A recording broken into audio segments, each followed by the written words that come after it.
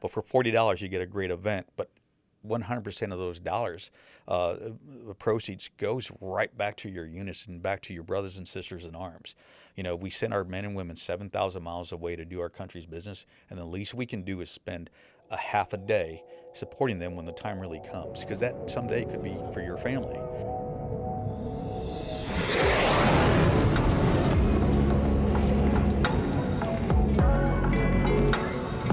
Welcome back to Blacksnake Bytes. I'm your host, Tech Sergeant Kathleen LaCorte, and today we have two guests in the studio with us. Eric Flores, he's with the Northeast Indiana-based Community Council, NIBCC, and Kelly Harrison, she's the 122nd Fighter Wing Family Program Manager. So Eric and Kelly, thanks for being here today with us and spending some time talking about your organization and everything that you guys do for the airmen and soldiers in the area. Good morning, sir. Thanks for having us. Yeah, no problem. Eric, can you talk us a little bit about your background and NIBCC and how you came to be a part of that organization? Sure. So I served with the Indiana Army National Guard for 26 years. I retired in 2013, and shortly thereafter I was pulled in as a board member. At that point, it was the Fort Wayne Base Community Council. The Base Community Council was a 501c4. It was established in 2011. It was established primarily to support the 122nd Fighter Wing. At that point, my understanding is the Fighter Wing was kind of slated to become an intel wing, and community leaders and military leaders got together at the time and formed the BCC to really protect the Fighter Wing, kind of lobbying against two big Air Force. Hey, if you do this, here's the negative impact you're going to have on the Fighter Wing and the economic part of Northeast Indiana. Mm-hmm. Since then, the Base Community Council has grown. It's now the Northeast Indiana Base Community Council. It's really set aside to support units within a 12-county footprint within the region, basically. Okay, so how many units are you looking at in that 12-county area? Well, the biggest units obviously are the 122nd Fighter Wing, Mm-hmm. the 1st, the 293rd Infantry in Fort Wayne, and now we picked up the 434th out of Grissom Air Force Base. Okay. There's multiple units. There are reserve units in Fort Wayne and smaller units. I believe there's a small Army unit in Grissom. There's a Marine detachment in Grissom. So little small ones kind of crop up here and there. So I believe the total is 15, but there's detachments all over the place. Okay, I didn't realize there was Marines. Yeah, in the area neither too. did I until Yeah. they started asking for grants. Interesting. So the organization raises money for grants for. Can you explain what it's for? Specifically? I mean, that's not our only mission, but yeah, that's our primary Okay. mission now. So military support funds, the grant that we're speaking of, and Kelly's an integral part of that. Initially, that grant they were donated funds, and it was only actually $100 at the time, and it's grown to $800 at this point.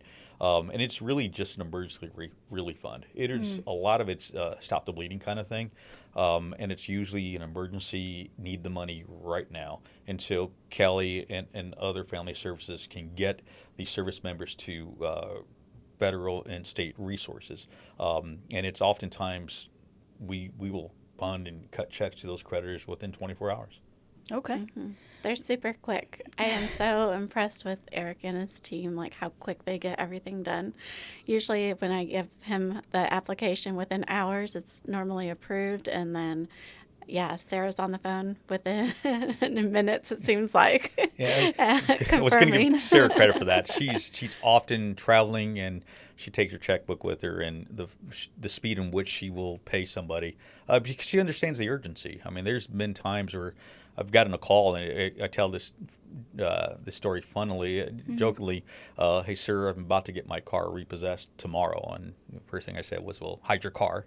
And then let's get it paid, and then we'll help you fix it. And then at that point, we family services direct them to financial counseling and try to solve the long-term problem. But right then and there, the immediate need is, let's save the car, for example. And how did it get that far, right? Well, our men and women are proud. They want to try to solve their problem themselves, and they generally try to do everything they can on their own to the point where, wow, I'm going to lose my car tomorrow. And then that's finally when they're coming to us, and that's why that need is immediate. That makes a lot of sense. And it's not often that you reach out for help and within hours you have an answer. That's really outstanding. Well, we're proud of it. Yeah, we're proud of it. I mean, think back in my first deployment and my worry for my wife and family back here in Fort Wayne. We were new to Fort Wayne and didn't have family or friends here, and weren't part of the 293rd. I deployed with a unit in southern Indiana, so we weren't part of the FRG system. And total strangers reached out and helped our family, and we don't forget that. So it's a good reason to continue to serve our military community. Yeah, and they've made it such a quick and easy process. There's just a short application they fill out and describe what the need is and what happened leading up to that, basically describing their hardship. And then, like I said, it's just a really quick process. But they can help with pretty much anything. I feel like you guys are very flexible, too, on what you will help with. Some of our grants are a little more stringent, and they've been very good about being able to help with a variety. I mean, it might be something where the member's not getting paid from the military, or it could be something where they had flooding or fire and need help. So it can range over a lot of different areas that they help with. Oftentimes, it is self-inflicted wounds. We realize that. We're not judging. We're not here to judge at all. Many times it is due to their military service. And some things just beyond their control. You can't control when a tree hits your house, right? Again, we're not here to judge. And it's not intended to be an obstacle. The application process is intended to be easy. It's really for our tracking purposes, and we deny very few. It has to, obviously, that service member needs to be within our geographic area. That we're the Northeast Indiana Base Community Council. We can't support the entire state. We don't have those kind of funds. Right. And I mean, I think of one of the few that we've denied is somebody asked for help with a down payment for their car. Well, that's not what we're here for. Wasn't a financial need. You call your family for that kind of help. But if you're about to get evicted, then we'll definitely help you with that. You gave a couple of examples, but without naming names or any privacy information. Can you give us some examples of, over the years, of situations that have been helped by this? Oh, yeah. Gosh, there's been so many. There's a person who was in a car accident, and they helped them to pay for a rental for the vehicle. There was a couple recently that had flooding issues, and they helped to pay the contractor to get that process started. Or for insurance premiums to help pay for that. They've helped with, gosh, I should have brought a whole list. Well, I'll help you. I mean, this Army side, when it kind of really hits home, soldier is at AT out at Camp Atterbury, and weather damage, tree hits house, something to that effect, damages the roof. Soldier, complains, worried what's going on back home. Good NCO, listens to a soldier, calls a buddy. By coincidence, he has a roofing company, calls a buddy, sends him out to the house, says, hey, take care of this family. Good NCO. The contractor that goes out there happens to be retired Army. Notices while he's giving the estimate for the house, or actually just going to repair the house, that there's very small children in the home and the house is sweltering hot. Well, apparently they didn't have air conditioning. They had window units in the house, and they were all broken. And they had 2 newborn children there, twins. Calls the NCO back, hey, do you realize that this family is really sweating in this house? Contact us, and within 6 hours, we had multiple AC units purchased by Lowe's, purchased at Lowe's, and that same contractor went back, picked them up himself, installed them in that house, and cooled that household down within, like I said, 6 hours. I mean, so that's definitely teamwork. But that was a good NCO paying attention to the needs of his soldier, and that soldier was definitely grateful, and he can go back to and finish his AT knowing that his family was in good hands, and he can concentrate on his mission at the time. So, to me, that's definitely your community taking care of your unit. And me as a past commander, I think of not only is that the right thing to do, but that also helps your combat readiness of your unit. So that's good for your community, and that's also good for national security. In the big picture. So so good for everybody involved. And the family is definitely grateful. Yes, and as an airman, I can say it feels really good to know that your community has your back, and your unit, your NCO Corps and your community coming around to help you in your time of need. Just during the shutdown alone, that's those 6 weeks, we'll call it, over $57,000 were donated to local service members. We went from $14,000 4 years ago to $90,000 in military support fund grants in 2025. So whether it be inflation or Yeah. just awareness, or somebody like Kelly, or whether it be Travis Holcomb at the 293rd, you just somebody at the units really kind of getting the word out and doing a good job of sending their service members to us, just making sure that their units are taken care of. But, to be able to give away $90,000 to our units, that's a lot of money. And this is a That is one-time huge. grant, so there's a lot of families being helped. Yeah, that is huge. That was a stressful time for government workers and military members, and it was no joke. Well, especially when you think of these, the technicians, right? And especially when you have both husband and wife who are both technicians. Yes. So when you use 100% of your income, that's got to hurt. Yeah. I couldn't imagine going through it. Yeah. So is this unique to the state of Indiana, or are there other organizations for the other parts of the state? Do you know? To my understanding, we're the only basic need council in the state. Okay. I know. I think Evansville at one point had approached us and wanted to kind of mimic what we've done. I don't think that's ever taken off. I think it was what unit's in Terre Haute?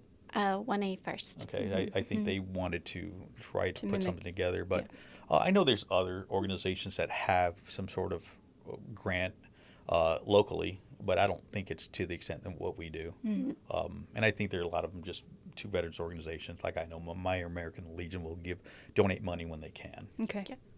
So coming up, we have a fundraiser for the organization, and it's called the Race for the Warrior. That's coming up in May.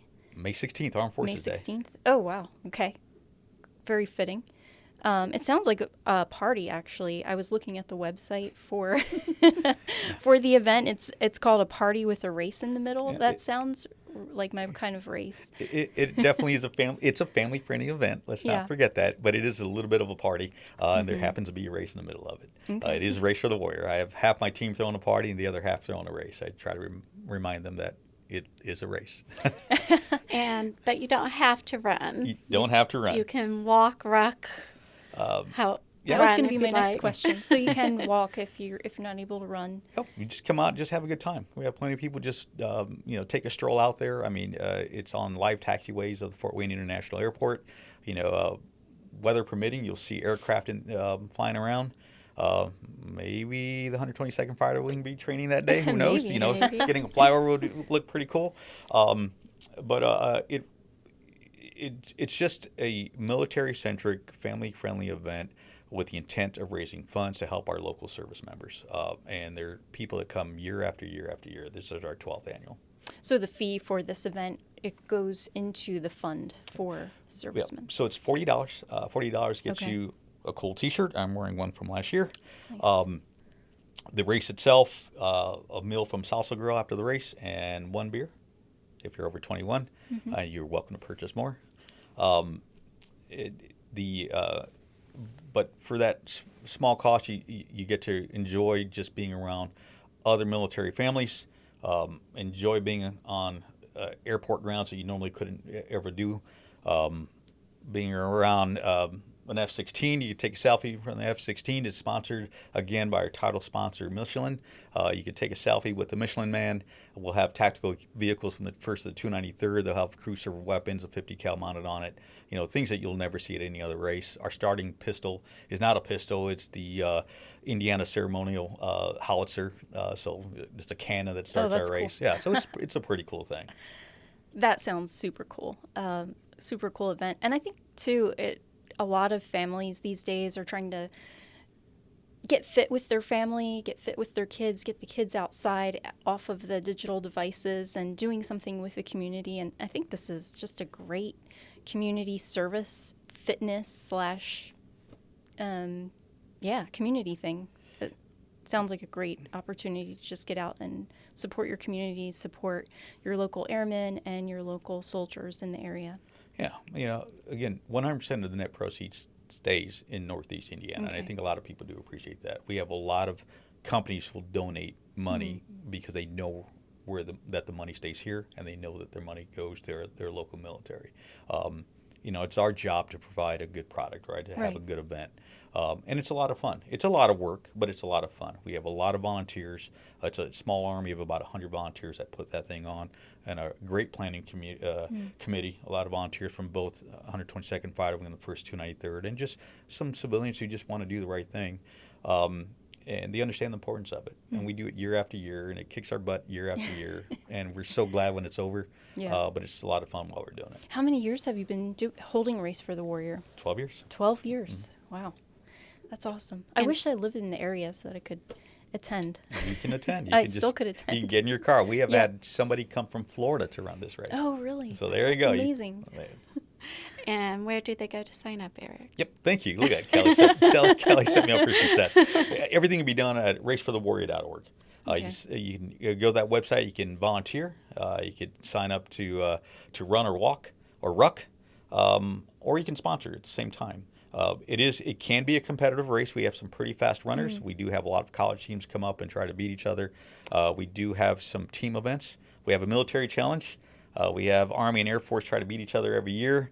I think ever since Master Sergeant Doctor stopped running, Army's been taking their plaque the last couple of years. We do have a corporate event, so team with the 3 fastest runners.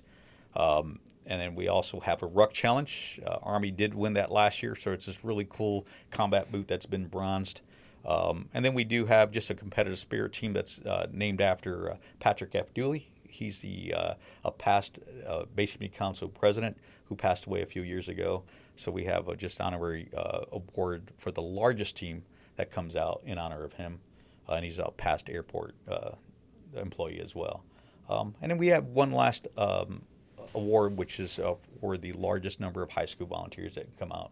So we're trying to, just kind of foster volunteerism through our young people who, don't forget, this could be a recruiting opportunity. Yeah, so. Exactly. Do you have a goal that you're trying to meet? Yeah, so we have 2 goals. Okay. So goal number 1, the mission is to raise as much money for the Military Support Fund. So that mission this year is $75,000. Okay. Again, if we gave away $90,000 last year, 75 doesn't cut it. Luckily, we still have Golf for the Warrior. That's in September. Okay. Golf for the Warrior does do a pretty good job, but if you think about it, you can only put so many golfers on a golf course. I can put thousands of people on a runway. So for the Race for the Warrior, definitely has to do the heavy lifting. So $75,000 in net proceeds is the goal. The other goal is 750 runners. We've hovered around 500 for the last 12 years, basically. So that's a lot of work for our runner relation share. Happens to be my son, so he's taking a little bit of beating right now. But he's a past runner. He's motivated. He's out there trying to beat the streets and get some more runners signed up. So that's where we can definitely use the help from our units. Well, good. I hope this podcast can help you hit that goal, get some more people out there, some more listeners to sign up for the race. I think that's so cool to be able to run a 5K on an airline runway. Yeah. That's so cool. Yeah. It's not often you get to do that. Well, it's flat, right? Yeah. It's going to be pretty fast running. Yeah. But really, that I will stress that. I do appreciate the opportunity for to speak of the podcast. But if I'm going to ask for the most amount of help from Blacksnakes, that's it. How can you help the most? Come on out. I mean, that's the easiest way to support your own unit for just $40. And I realize $40 goes a long way these days. Yeah. But for $40, you get a great event. But 100% of those dollars, the proceeds goes right back to your units and back to your brothers and sisters in arms. We send our men and women 7,000 miles away to do our country's business, and the least we can do is spend a half a day supporting them when the time really comes, because that someday could be for your family. Just during your last send-off, I've watched soldiers deploy for about 10 years, and I could tell there was a young wife who looked scared. And I handed her a Basic Community Council brochure, and I told her about the Military Support Fund. And her husband looked at me and said, "Thank you." And by coincidence, a little older wife was listening over her shoulder, and she said, "Can I have one of those flyers?" And I had told the younger wife, like, "Hey, look, while he's gone, something's going to break in your house. It's going to happen. Your house knows when he's gone. Yes. Trust me. It always happens. Just calls us." And the older wife, who obviously had gone through deployments before, she just said, "We call that the deployment gremlin." and she took a flyer. And so she was already tracking. She knew what was going to happen. She knew what she was up against, and we could all kind of see a little bit of a fear in the younger spouse's face, and she'll get through it. It'll be okay. We all get through those deployments. But just knowing that there's people here helping you would be great. So there's an easy way to help your own black snakes, and just come on and have a good time, and come have a beer with me. Yeah. Sounds like a party. Yeah, I think this is really fitting, especially these days. We have a lot of news about Operation Epic Fury, things going on overseas in the Middle East, and this really does affect our local communities, families, wives, husbands, children, parents that are definitely watching these news headlines, and they may have a loved one over there. So it really does hit home right now. Kelly, do you mind talking a little bit about what the position that you fill at the 122nd Fighter Wing, and what does that mean for the airmen there? Yeah. So my name's Kelly Harrison. I'm located down in the dock in the main wing building. So basically, I'm your resource connector, I would say, in the family readiness position. Anytime you don't know where to go and what resource you need, if you come see me, I will help find you someone to help. The problem is I can't help you unless you come see me. So just coming out, making the phone call, emailing me, stopping by the office, any of those options are available. And I'm out there normal business hours. It's like Tuesday through Friday. And then on drill weekends, I'm there as well from normally from 7:30 to 5. So if you reach out to me, I can help you with anything. Luckily, we have awesome community support like Eric. We have support from the Legion. So we can help with like grants. We can help with if you're needing help finding employment, I can help you with that. If you need help with your benefits, I can help you with your VA benefits. If you need help with just questions in general about TRICARE or TSP or anything like that, if you come to me, I can kind of help you navigate those. I've been out at the base for 34 years now, 30 years as enlisted, and then a few years now in this position. And so I do have a lot of contacts and a lot of resources that I can dip into. And a new airman especially, they might not even know what's out there and available to them. So as long as they bring me the situation that they're needing help with, normally I can find some resource in the community that helps them, either on base or off base. And can you talk a little bit too about family members who are at home while their family member is deployed? What kind of resources do we have available for them as well? Yeah, so there are quite a few, especially for members with children.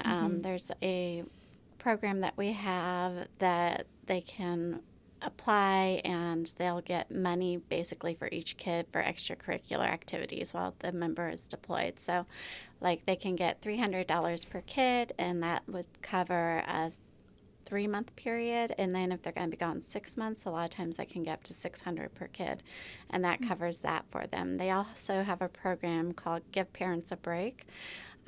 Basically, they can either pay a daycare or an individual. It doesn't matter which one. It is $40 per kid, and they can use that for 3 months.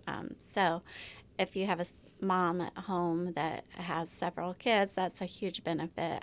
The YMCA also offers a free membership while the member's deployed, and with that, they can, those 6 months, they can use like the daycare there as well, which would also provide activities for the kids and get them, out of the house and give them something to do. And then we do, of course, have the grants if something were to break or as unexpected expense come up, or if the member's not getting paid. That happens a lot. They can help with those kind of situations as well. We do get gift cards donated as well, so a lot of times if a member's even just needing or the wife. Like I delivered gift cards just the other week because they needed help with groceries. The member hadn't been paid yet since they've been deployed. And so wife was panicking a little. The Legion had donated gift cards, so I took her gift cards so that they could at least put food on the table until that check comes in. That's huge. So, yeah. Yeah, especially when you have deployed member and they're freaking out and they can't do anything. There's nothing that they can do when there's an emergency at home. Right. Something happens. To know that there's resources there, that like immediate resources that the family can reach out for. Yeah, and we do have our key support team as well. They do check-ins with the family as well. The members are deployed. As long as the member left their information, we have them fill out a form saying it's okay to contact the family. But they call, they check in, and then they're a direct link to me as well. So that way, if the member doesn't feel comfortable calling the base or they don't know who to contact, that they're kind of our connector to get that person the help they need. That's huge. Yeah, if it's someone that you're more familiar with that you know that you can reach out to, just text, like, hey, I need some help. Right, yeah. Yeah, the car won't start or something. Yep. Yeah. Something like Eric said, there's always a gremlin that happens. Eric, can you tell us where should people show up for the 5K? Where is this being held at? So that's a good question. So it's not at the terminal. I'm glad you asked that question. So it's actually, the address is actually off of Global Drive. If you go to raceforthewarrior.org, you'll actually find a tab that shows the address directly to the opening gate for the starting line. Gate opens at 8:30 for the public. I'm sorry, the gate opens at 7:30 for the public. The race starts promptly at 10 a.m. We keep registration open until 10 minutes before the race actually starts. Sweet.